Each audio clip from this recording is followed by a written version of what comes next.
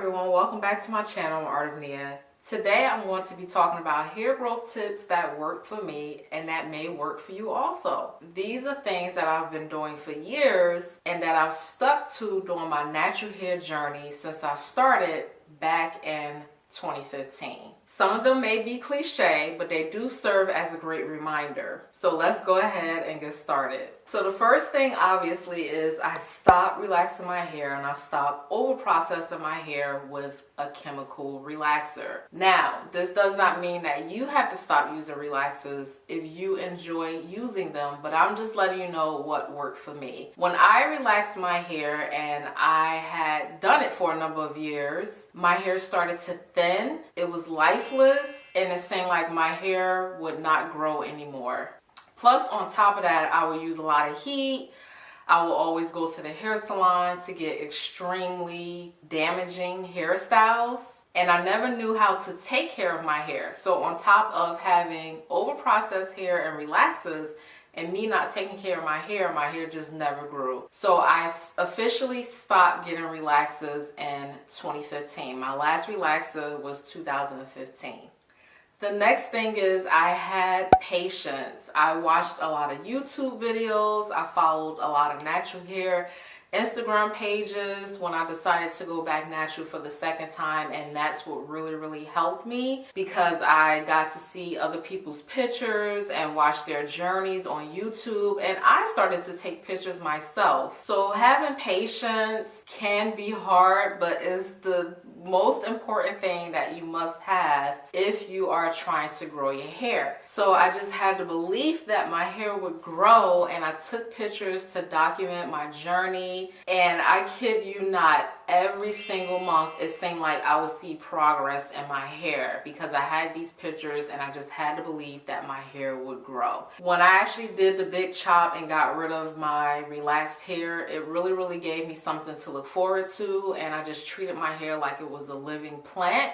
So having patience is what allowed me to be able to see my hair growth and to enjoy my journey as well. So have patience. I know it's hard, but you must have patience. I kept my scalp clean. I was like always washing my hair, you guys, because growing up, we were told, well, at least I was told, that dirty hair grows, and that's not true. Your scalp cannot breathe if you have so much dirt and buildup on your scalp. You need a clean scalp in order for your hair to grow. If I wasn't too busy, I will wash my hair once a week. Sometimes I even wash my hair twice a week if I had the time. So back then when I was using shampoo, I would always shampoo my hair. A lot of you guys may know that I replaced shampoo with an alternative, but I always kept my scalp clean. That's like the #1 thing that you must do in order for you to have optimal hair growth. Even when I wore like protective styles like braids, most of the time I would just have braids in my hair or like jumbo twists, I made sure that I cleansed my scalp, and I would shampoo my hair or cleanse it while I had the protective style in my head. To this day, I still do this like it's going out of style. I decondition, I decondition, I decondition, because I didn't realize the importance of deconditioning when I first went back to natural, and that's what prompted me to get a relaxer. My hair was always dry, it was always breaking off. Like literally after I would shampoo my hair and put like regular conditioner in my hair, like the rinse out conditioner, I would just let it air dry, put a little bit of oil on it, some grease, and just throw it into a bun, and my hair just broke off. It wouldn't grow. It always stayed dry. Well, it was growing, but it wasn't growing to its fullest potential. So once I started incorporating deep conditioning treatments into my hair regimen, my hair absolutely flourished. That's why you guys always see a lot of deconditioning videos on my channel, because I believe by that with my whole heart. Like, deep conditioning changed the natural hair game for me. Every time I wash my hair, I always decondition my hair. Even if I'm not sitting under a dryer, I'll just put like a plastic cap over my head and some type of like hat, and I'll just use my body heat to decondition if I have something to do around the house. Like, I cannot skip deconditioning. So make sure you are deconditioning your hair. So I slowed down with using heat on my hair during my natural hair journey, which had amazing benefits for my hair. I didn't flat iron my hair as much. I remember when I had bangs, when I had a relaxer, I would like flat iron my hair every single day. I was like flat ironing that bang every single day. Like I just wanted to look crisp and sharp, and my hair reached a plateau and it wouldn't grow after that. But even with my natural hair journey, I'll probably flat iron my hair like 3 or 4 times a year, and I would skip blow dry my hair and I would air dry a lot of times. Recently I've been air drying a lot. Like that's what really helped my hair as well. So if you wash your hair, I highly recommend, you know, to skip using the blow dryer after you wash your hair. Now it's the winter time, so maybe you could use like a hooded dryer to like sit under to kind of dry your hair quickly, so that way you don't catch a cold. But I highly recommend either air drying if you're staying in the house all day and you have like the regular heat on in your home, or use a hooded dryer. Try your best to minimize heat. And I know recently I've been like, oh, I don't care too much about heat damage. That's like a whole different story, because it has something to do with me not becoming obsessed about something. Like I don't like to become obsessed about something because it does give me a lot of anxiety. I have a love-hate relationship for heat damage. Sometimes I don't care about it and sometimes I do, but I can attest to the fact that I have minimized heat during my natural hair journey, and that's what allowed my hair to flourish. If you've been using heat a lot, maybe cut back to every 2 weeks and then eventually cut back to once a month. So it takes some time. It's like a gradual process for you to stop using heat if you're so used to using it. So that's another thing that helped me a lot. So I switched from using cotton scarves to like polyester or satin material, or something that was like a blend of like a polyester or satin. I just know I stopped using cotton scarves on my head and I noticed a difference immediately. During high school and in college, I would use cotton scarves so much that the back of my hair actually started to like break off a lot, like around the hairline, because my hair was always rubbing up against that cotton scarf. So even if I have a cotton pillowcase, I will make sure that I would always have my bonnet on. And now that we're in quarantine, I have my bonnet on non-stop. So I really noticed the difference with the snagging and the pulling of my hair, as well as my hair drying out. Once I switched to satin-like material, polyester, kind of like a silk blend, that's when I noticed that my hair retained moisture, it retained length, it wasn't as dry as much, and it stopped snagging. So important. I kept up with keeping my ends trimmed. That's very important.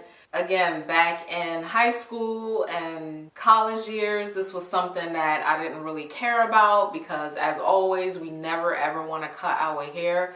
But now I don't care. Even if I need like 4 inches off, I'm cutting this off because I don't like split ends.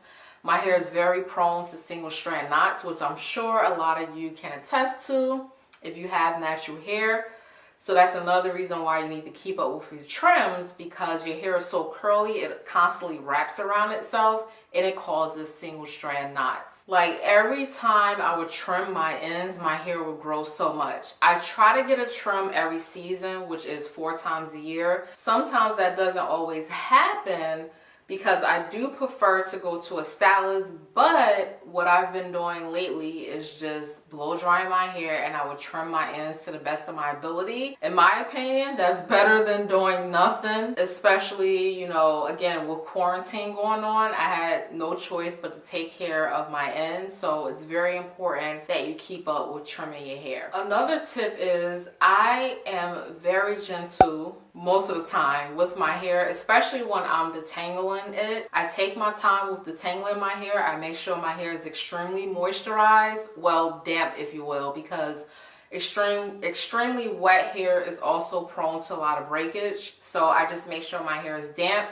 I saturate it with a lot of conditioner, and I use like a spray bottle to detangle my hair. So I just be very gentle. I start from the bottom and then I work my way up. It's also very important not to detangle your hair if you're in a rush or if you're angry. That's something that I learned because I end up taking out more hair than what I need to. So be gentle with your hair and be kind to your hair and it will grow. I stopped using hair products that were harmful to my hair. Now, a bit of a disclaimer with that. I don't use all natural hair products all the time.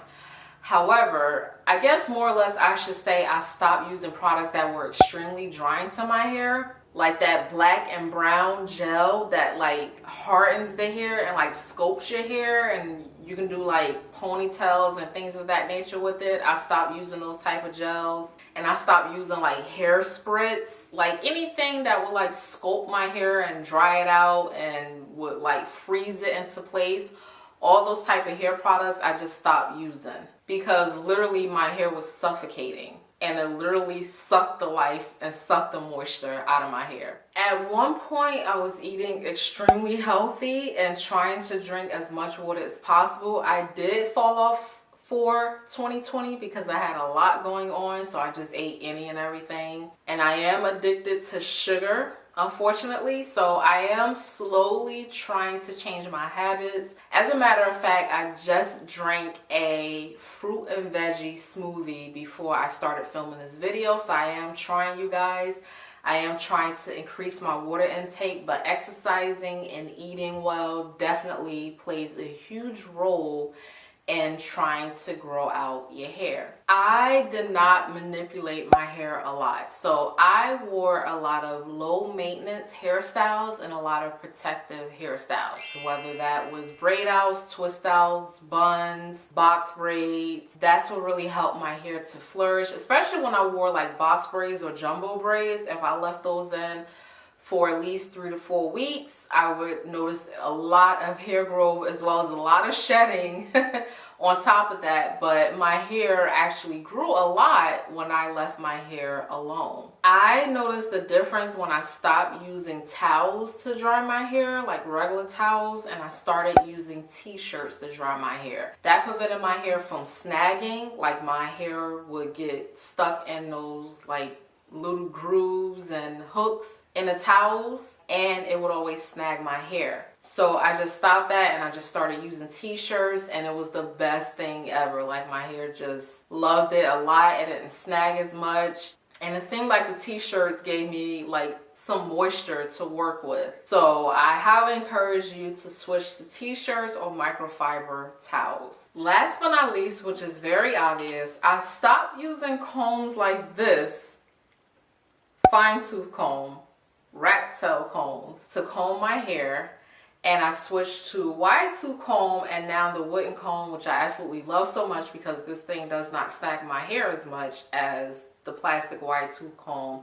I did a whole video about the wooden comb versus the plastic wide tooth comb, so if you haven't seen that video, I'll link it up above or leave it down below in the description box, so go ahead and check it out. But absolutely hands down, when I switched to combs that were more gentle for natural hair, that's what obviously helped my hair to stop breaking off as well. And also I will use my fingers sometimes to finger detangle my hair as well. I just want to say, if you have very like fine hair, or if you notice that your hair comes out very easily, maybe just skip hair tools altogether and just start using your fingers to style your hair and to do your hair.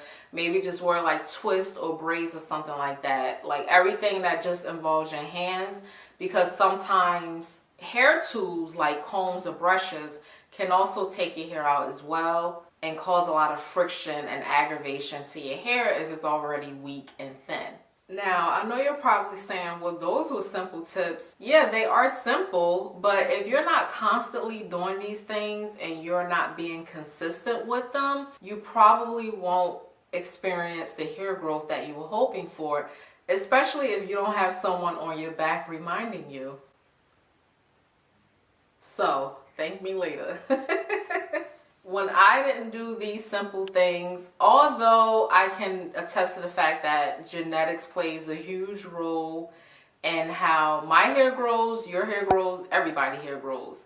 But if we're not practicing some type of guideline, whatever guideline works for you, whatever simple techniques and things that works for you, if we're not consistent with it, we're not going to see the progress that we were hoping for.